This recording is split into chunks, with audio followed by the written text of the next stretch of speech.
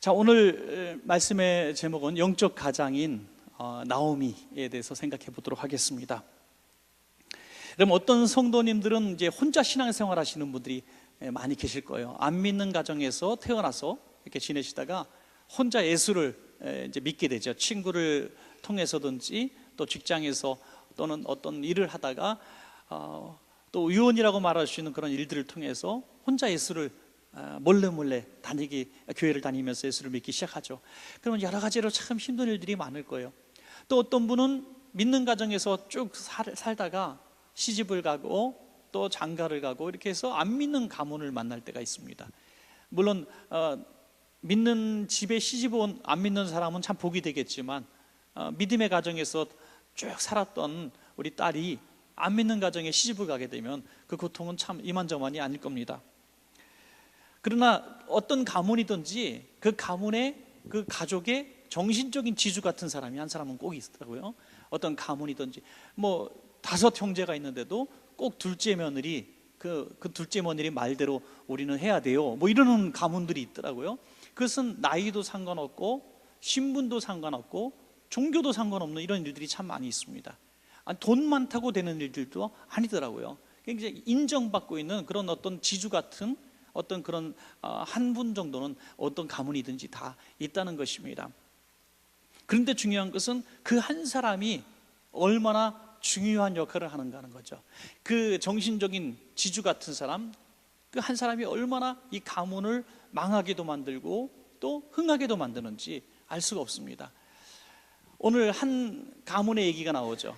엘리멜렉과 나오미, 그리고 두 아들 말론과 기론이라고 하는 한 가문의 이야기가 나옵니다. 아주 흥미로운 이야기지만 참 비참하기 짝이 없는 그런 이야기도 합니다. 엘리멜렉이라고 하는 하나님의 정말 영광을 올리는 그 이름, 귀한 이름을 가졌지만 그가 이 베들레헴을 떠나서 모압 땅으로 내려가는 이 한 가지 선택으로 인해서, 그 가부장의 권위를 가지고 내려가는 한 가지 선택으로 인해서 그 가문은 완전히 요즘 말로 폭망했어요. 폭삭망했어요. 그 엘리멜렉도 죽고 말론과 기론 두 아들도 죽고 이 모압 땅에서 결혼시킨 이방 여인 두 며느리와 이 나오미, 이 아내요 어머니인 나오미만 동그라니 이제 남아있게 된 것이죠. 한 사람의 영적인 가장이 그 가문을 이렇게 완전히 망가뜨린 것입니다. 오늘 저는 다른 많은 얘기를 하지 않겠습니다. 가정의 달에 특별히 또 자녀를 둔 부모의 마음으로 영적 가장이 누구인가 하는 것이죠. 특별히 이 나오미 같은 이런 상황에 영적 가장의 위치를 갖게 된 이런 상황은 참으로 비참하기 짝이 없는 그런 모습입니다. 그럼에도 불구하고 아무것도 없고 절망적인 상황, 엘리멜렉이 있을 때는 그래도 많은 것들을 가지고 자녀들도 있고 미래도 있었지만 이제는 다 잃어버린, 모든 것들을 상실해버린 그런 상황 가운데에 나오미가 영적 가장인 위치에 올랐을 때 그가 이 가문을 어떻게 회복시켰는가, 그것이 너무나 중요한 것입니다. 오늘 사랑하는 우리 원천가정 여러분, 여러분들이 홀로 신앙생활 하든지 우리 가문이나 가족 가운데서 내 영향력이 아주 미비하다든지 내가 못 배웠든지 가진 것이 없다든지 그래서 내가 영향력을 발휘하지 못한다든지 그건 다 핑계에 불과하다는 것입니다. 왜냐하면 나오미 같이 가장 돌이킬 수 없는 절망적인 상황 가운데 있어도 하나님 앞에 바로 선 영적인 지도자가 되니까 그 가문을 다시 기업을 물을 자를 만나게 되고 그의 후손을 통해서 예수 그리스도의 어떤 족보를 가지게 되는 그런 귀한 역사가 그 가문 가운데 일어나게 되는 것입니다. 여러분, 우리가 자식을 사랑하지 않는 가장이 없고 또 잘 되기를 바라지 않는 가장이 없잖아요. 40대 가장 200명을 조사를 했어요. 유언을 남긴다면 무엇을 남기는가 그랬더니 두 마디더라고요.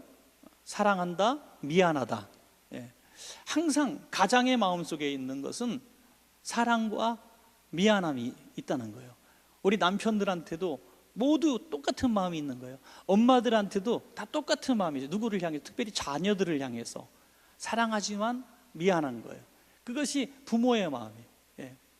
그분 가장들의 마음이 다 그렇다는 거예요. 그런데 그 사랑은 똑같은데 누구는 망하는 가문의 리더가 되고 어떤 사람은 살리는 가문의 리더가 된다는 것입니다. 그 이유가 뭔가 하는 것을 우리가 오늘 말씀을 통해서 함께 생각하고 우리는 그 전체를 받지 말고 축복의 영적 가정이 다 되시기를 주의 이름으로 축복합니다. 두 가지입니다. 왜 엘리멜렉이 망하는 영적 가정이 되었는가? 첫 번째는 아주 중요한 것입니다. 영적인 것보다 육적인 것을 먼저 생각했기 때문입니다. 우리 영적인 가장들은 어떠한 상황들을 만났을 때, 어떤 결정을 할 때 항상 이것이 영적인 유익이 있느냐, 육적인 유익을 쫓아서 행하는 일이냐, 이거 분별을 하라 이거예요. 무슨 일을 결정하든지, 직장을 선택하든지, 우리 자녀가 학교를 진학하든지, 뭐 이사를 한다든지, 무슨 일을 하도, 무슨 만남을 가져도 이것이 영적인 일이냐, 육신적인 일이냐, 이걸 분별하라는 거예요. 오늘은 영적인 일을 택하셔서 오늘 그 육신적인 많은 일들을 내려놓고 오늘 예배드리러 오신 줄로 믿습니다, 여러분. 이게 중요한 선택을 하신 거잖아요. 영적인 유익을 위해서. 영적인 유익을 위해서 오늘 교회 오다 보니까 달걀 30알도 얻어가는 이 축복이 우리에게 주어진, 우리에게 영적인 축복을 쫓아서 살아가다 보면 먹을 것 입을 것은 하나님이 주신다는 약속이 있는데, 우리는 육신을 쫓아가다가 결국엔 영적인 축복도 육신적인 축복도 받지 못하는 얼마나 많은 일들이 있습니까? 구약시대의 땅이라고 하는 개념, 여러분 이 구약시대의 땅이라고 하는 개념은 책으로도 많이 나왔어요. 성서의 땅에 의해. 땅은 바로 그 어떤 이주에 하는 이민이나 이주의 어떤 개념보다도 굉장히 신앙적인 부분으로 해석하는 것입니다. 이 베들레헴은 하나님을 예배하는 땅이고 모압 땅은 우상 숭배의 땅이다, 그렇게도 볼 수가 있습니다. 그런데 이 또 하나의 혹자의 재미있는 어떤 연구가 있는데요, 엘리멜렉이 이 모압 땅으로 간 것이 기근 때문에 내려갔지만 오늘 성경에 보니까 이 나오미의 고백대로 우리가 내려올 때는 부유했다고 얘기를 합니다. 부유한 사람이 왜 내려옵니까? 먹고 살 수 있는데. 아무리 가난한 지역도요, 부자는요 다 살 수가 있어요. 아프리카 땅 얼마나 기아와 가난의 허덕입니까? 그런데 아프리카 부자가 세계적인 부자 아니에요? 상대적으로 더 큰 부자입니다. 절대로 굶지 않죠. 그것처럼 이 엘리멜렉의 가문은 그 당시에 많은 것들을 소유하고 있었어요. 부유한 상태에서 모압 땅으로 내려간 겁니다. 그러니까 어떤 사람이 이렇게 해석하는 거예요. 당시에는 가난하게 기근이나 이런 것들이 오면 공동, 이 족장 시대잖아요. 그러니까 자기 족속들, 친족들이 모여 살았기 때문에, 부족 공동체이기 때문에 조금 있는 집들은 이 기근에 자기 가난한 가문들을 먹여 살릴 책임이 있었습니다. 고엘 제도가 있는 것처럼 그걸 모든 어떤 자식이 노예로 팔려갈 정도로 빚을 많이 지면 그걸 친족들이 해결해 줬어야 했어요. 그러니까 엘리멜렉은 잘 사는 집안이었기 때문에 기근 중에서 자기 재산을 팔아야만 했다는 거죠.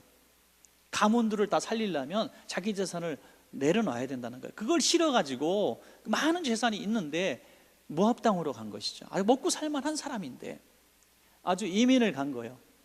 지금도 사실 그렇지 않아요? 어떤 많은 분들은 망해서 이민 간 게 아니라, 옛날에 미국 같은 데 이민 갈 때 망해서 이민 간 게 아니라 좀 있는 사람들이 이민을 많이 갔어요. 그죠? 자기 재산, 집도 처분하고 또 가서, 여기서는 그래도 좀 괜찮은 엘리트 직업을 갖고 있었는데 거기 가서는 뭐 세탁소 하고 뭐 이렇게 어려운 일들을 막 하면서 또 운전하면서 그냥 이렇게 어려운 가운데서도 이민을 갔단 말이에요. 왜냐하면 지금 여기서 살아서는 내가 뭐 손해보고 앞으로 어떻게 살 것인가 희망이 없었다고 생각했기 때문에 거기 가면 뭔가 육신적으로 내가 노후에 좀 괜찮게 살지 않겠는가, 그런 기대를 가지고 이민을 갔던 것이죠. 아마도 비슷한 개념이 아닐까, 이렇게 성경적으로 해석하는 그런 성경 해석학자들도 있습니다. 보다 더 중요한 것은 먹고 살기 위해서 갔던지, 자기 그 족속들에게 또 가문들에게 이 재산을 다 나눠주기가 아까워서 갔던지, 분명한 하나의 증거는 육신의 유익을 위해서 갔다는 것은 이래저래 틀림없는 얘기인 것 같습니다. 그러니까 이 육신의 문제를 때문에 영적인 것을 포기한 거예요. 예배하는 그 자리를 포기한 거예요. 여러분, 우리가 이사를 가더라도요, 제가 참 이렇게 조언을 드리는 것이 옳은지는 잘 모르겠습니다만은, 이사를 혹시 가게 되셔서 이 자리를 갈 수밖에 없다 할지라도 너무나 역세권, 뭐 교통 편한데 뭐 이런 것보다도 먼저 그 지역의 교회들을 먼저 좀 탐방하시고, 거기서 내가 섬길 교회 근처로 집을 선택하시는 여러분 되시기를 주의 이름으로 부탁합니다. 여러분, 이게 굉장히 중요한 거거든요. 왜냐하면 우리의 항상 거주지는 영적인 어떤 은혜를 받을 수 있는 그 거주지를 삼아야 하는 것입니다. 이사가기 다 틀렸다 하시는 분이 있을지 모르겠습니다만은 항상 내가 신앙적으로 유익한 곳을 택해야 되는 거예요. 아무리 집값이 올라가는 지역이라고 해서 팍 들어갔는데 사방팔방이 다 음란하고 폐역하고 난장판인 동네에 내가 집값 오르는 데라고 막 꾸역꾸역 들어가면 영적인 유익을 우린 다 잃어버리게 되는 거예요. 우리 자녀들이 뭘 배우겠습니까? 그곳에서 집값은 올라가서 재산은 좀 내가 올라갈지 모르겠지만 많은 영적인 손해들을 감당해야 될 겁니다. 그래서 이 모압 땅으로 내려갔다고 하는 것은 육신을 위해서, 육신의 유익을 위해서 영적인 축복을 포기한 것입니다. 그것이 오늘 굉장히 중요한 잘못인 것이죠. 여러분, 우리는 신앙생활을 위해서 육신적인 것들을 포기할 수 있고 버릴 수 있다고 과감하게 말할 수 있을지 모르겠지만 저와 여러분 모두 마음속에 모압 땅이 다 있어요. 모압이라고 하는 이 세상의 향락과 부귀와 영화를 꿈꾸는, 또 재벌을 꿈꾸고 벼락부자를 꿈꾸고 로또를 꿈꾸는 그런 마음들이 우리 안에 다 있어요. 그래서 나는 영적인 생활을 하고 나는 하나님을 믿는 생활을 하고 나는 천국을 사모한다고 말하지만 어느 순간에 그것이 주어질 기회가 내게 안 주어졌을 뿐이지 내게 선택할 수 있는 기회가 딱 주어졌을 때 얼마나 많은 사람들이 머뭇거리다가 모압 땅을 선택하는지 모릅니다. 우리가 오늘 딱 없을 때, 그런 기회가 없을 때 영적인 것 찾기는 쉽지만 그런 기회가 정말로 주어지면 우리는 너무나 많이 잃어버리는 거예요. 그렇게 어릴 때부터 신앙생활 똑바로 하고 너 어떤 사람한테 시집가고 싶냐? 그러면 저는요 무조건 믿음 좋은 남자예요. 그랬더니 그래서 교회에서 반주도 하고 성가대도 하고 찬양대도 하고, 찬양 같은 거구나. 하여튼 뭐 성가대 찬양팀 뭐 하고 봉사도 하고, 야 저는 진짜 목사님 사모님이 되려나 그랬는데 안 믿는 사람한테 가더라고요. 그래서 왜 가냐 그랬더니 부자야. 여러분, 한 가지 뭐 우리 누구를 얘기하는 게 아니에요. 물론 제가 가상의 인물을 얘기했지만 그렇게 안 주어졌을 때 그렇게 얘기한 거지, 그런 상황이 딱 주어지니까 모압을 선택하더라고요. 그래서 세상 사람이 볼 때는 모압 땅을 선택하는 것이 지혜고 베들레헴에 남아있는 것은 거지되는 길입니다. 십자가의 도가 멸망하는 자들에게 미련한 것이요 구원을 얻는 우리에게는 하나님의 능력이 될 줄로 믿으시기 바랍니다. 항상 우리 마음속에 모압 땅을 지워야 돼요. 항상 나는 영적인 것을 추구하리라. 나는 항상 하나님 나라를 위해서 살리라.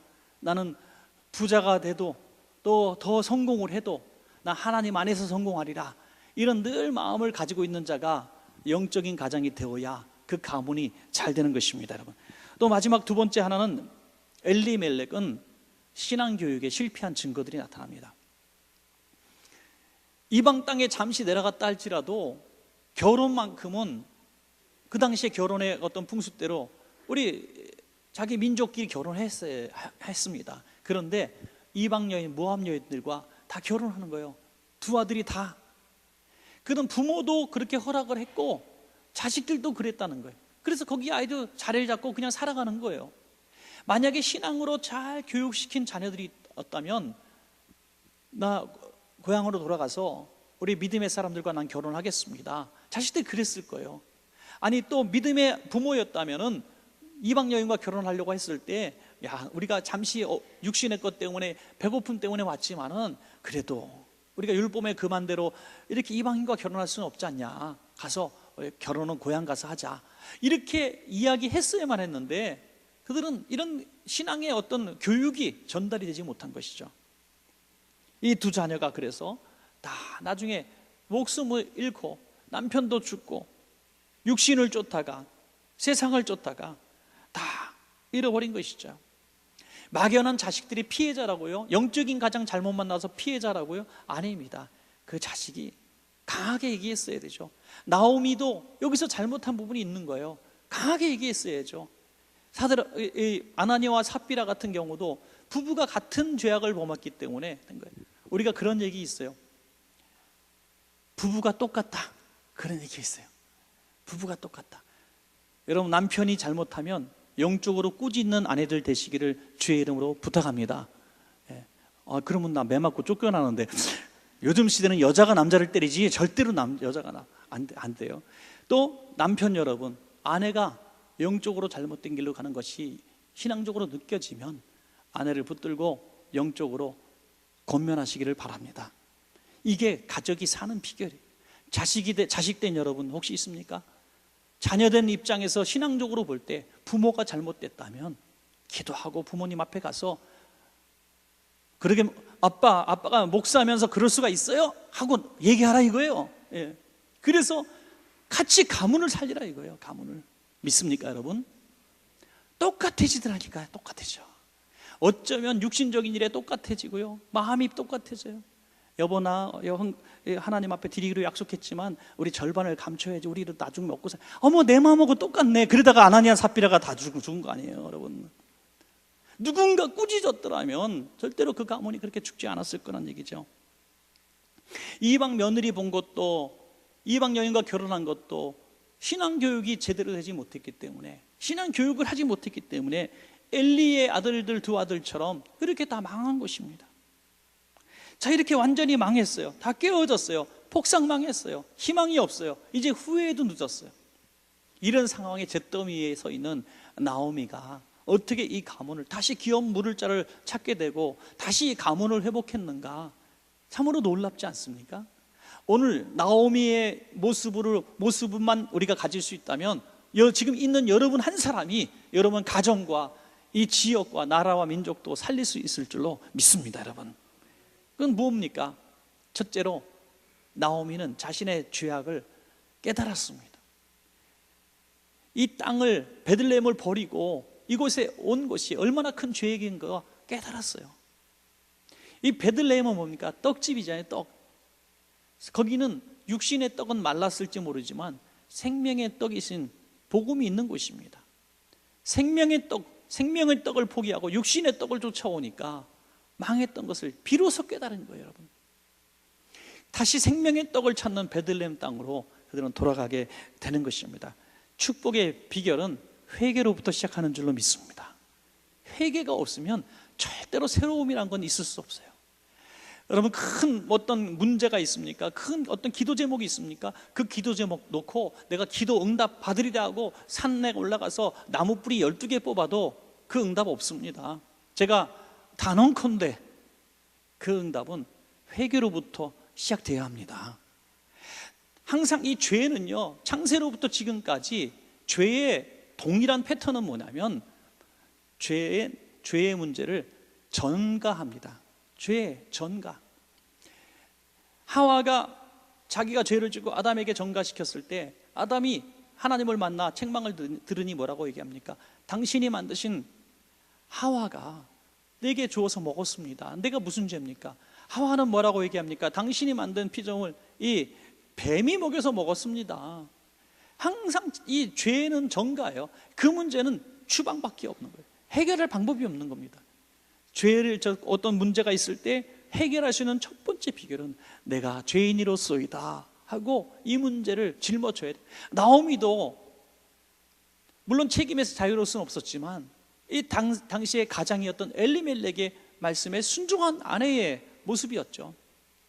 그렇지만 말리지 못하고 권면하지 못하고 하나님의 말씀대로 막지 못한 것이 내 죄라는 것을 인정하는 것입니다. 그 인정이 뭡니까? 두 며느리에게 너희의 고향으로 돌아가라는 것이죠. 내 죄 때문에 너희들이 고생할 수는 없다. 내 아들 둘 다 죽었으니 내가 너희들한테 뭘 일을 시키고 하겠느냐. 너희도 각자 너희 고향으로 돌아가라. 집으로 돌아가라. 이것이 자기의 잘못을 인정하는 거예요. 인정할 때 그 새로운 길이 열리죠. 그때 하나님께서 한 며느리 룻을 붙여주셔서 그 신앙의 룻을 붙여서 이 가문을 회복시켜 주시는데요, 너무나 놀라운 것은 전혀 신앙교육이 아들 때에게는 전달이 안 됐다고 믿었는데, 생각을 했는데, 나오미가 섬기는 나오미의 하나님을 이 룻이 보고 믿었다는 거예요. 이게 참으로 놀라운 일입니다. 여러분, 이 나오미가 큰 역할을 한 것이 전혀 보이지 않았어요. 그렇지만 룻은 나오미를 통해서 하나님을 봤습니다. 룻기 1장 16절에서 17절 보면 룻이 이르되 내게 어머니를 떠나며 어머니를 따르지 말고 돌아가라. 강권하지 마옵소서. 어머니께서 가시는 곳에 나도 가고 어머니께서 머무시는 곳에서 나도 머물겠나이다. 어머님의 백성이 나의 백성이 되고 어머님의 하나님이 나의 하나님이 되시리니 어머니께서 죽으시는 곳에서 나도 죽어 거기 묻힐 것이라. 만일 내가 죽는 일 외에 어머니를 떠나면 여호와께서 내게 벌을 내리시고 더 내리시기를 원하나이다 하는지라. 아멘.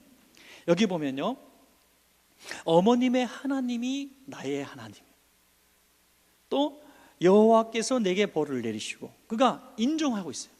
어머님의 하나님, 무슨 말입니까? 어머님이 믿는 그 하나님을 나도 믿습니다 하는 거예요.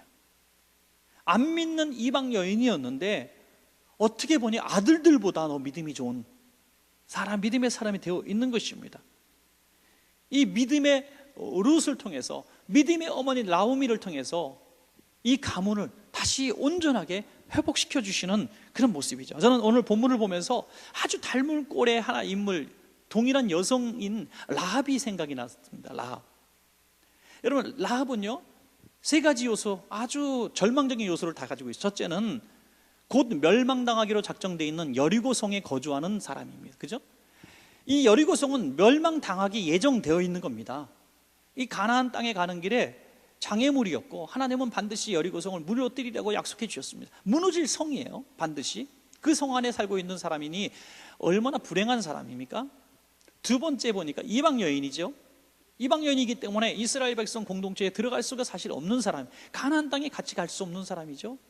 세 번째 뭡니까? 기생이라고 말씀하고 있어요.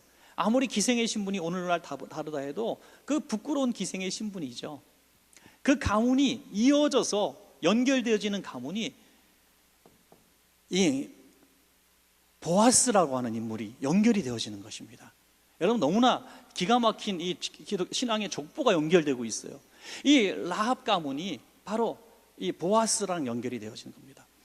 어쨌든 이 라합이 이 세 가지 신분과 자기의 사는 지역과 그리고 자기의 직업이 다 멸망당해야 될 절망적인 요소를 갖고 있었지만 그가 오직 하나님을 믿는 믿음이 있었는 줄로 믿습니다.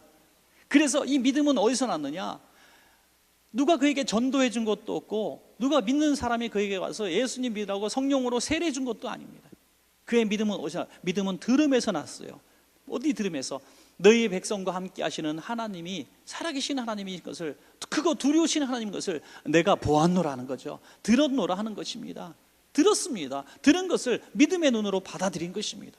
그리고 내가 하나님 편에 서겠다는 거예요. 지금 자기의 눈 안에는 이 성 안에 있는 사람들이 강자고 내가 이 정탐꾼들을 숨겨주면 자기 가문이 다 죽임을 당할 그런 상황이에요. 이 성을 배반하는 것이 됩니다. 그런데 그는 이 영적인 가장의 위치를 제대로 활용한 것입니다. 목숨을 걸고 자기의 모든 재산을 걸고 자기의 모든 자녀들의 생명까지 짊어지고 이 정탐꾼들을 숨겨줘서 믿음대로 행동한 것입니다. 여러분, 믿음대로 행동할 때 이왕이면 목숨 걸 정도로 믿음에 투자하시고 믿음에 의해서 여러분 삶을 결정짓는 자가 영적 가장이 되어야 될 줄로 믿습니다. 여러분, 이 영적 가장이에요. 목회도 마찬가지고요, 사업도 마찬가지고요. 여러분, 시대가 급변한다 그러고 앞으로 우리 살 세상이 어떻게 될지 모르겠고 정말 세상이 너무너무 빠르게 변하고 우리 다 맞출 수도 없어요. 어떻게 살아갈 수가 없어요. 그죠? 여러분, 정말 어르신들은 정말 살기 어려워요. 막 정말 버스 타는 것도 힘들고 전철 타는 것도 힘들고 시장에 가서 뭐 하는 것도 힘들고 뭐 내라는 것도 많고 적으라는 것도 많고 그냥 전화 받아도 뭐 대답 하나 하지 못하겠고 맨날 실수만 저지르고 정말 너무너무 어려워요. 앞으로 더 어려운 시대가 올 거예요. 그러나 여러분, 두려워하지 마시기 바랍니다. 믿음으로 살아가면, 믿음의 선택을 하고 믿음의 결정에 의해서 내가 모든 것들을 헌신하고 투자할 수 있고 내가 도전할 수 있다면 이 가문은 믿음에 의해서, 믿음의 능력에 의해서 하나님의 도우심을 받아 잘 될 줄로 믿습니다. 여러분, 목회도 마찬가지고요.